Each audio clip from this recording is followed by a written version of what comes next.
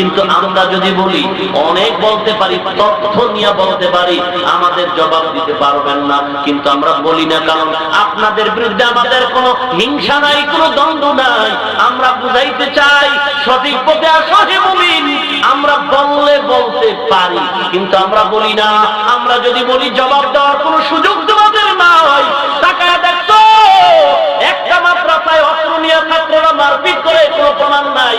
স্কুলে তাকাও, কলেজে তাকাও, ভার্সিটিতে তাকাও, হাজার হাজার ছাত্ররা অস্ত্র নিয়ে মারপিট করে, রক্তের বন্যায় অনির্দিষ্টকালের জন্য স্কুল বন্ধ, কলেজ বন্ধ, ভার্সিটি বন্ধ।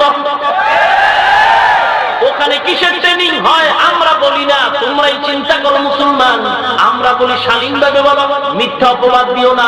সবসময় যদি দেখো কোন মাদ্রাসা উল্টা পাল্টা হয়, দইরা দইরা সব বিচার করো, আমরা তোমাদের স্বাগতম জানাই। কিন্তু মিথ্যা বলবা না, মিথ্যা কথা বলিও না। পায়ে ধরে বলছি, মিথ্যা কথা বলবা না।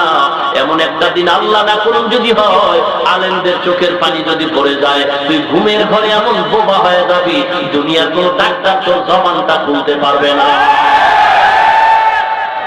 ওই সেই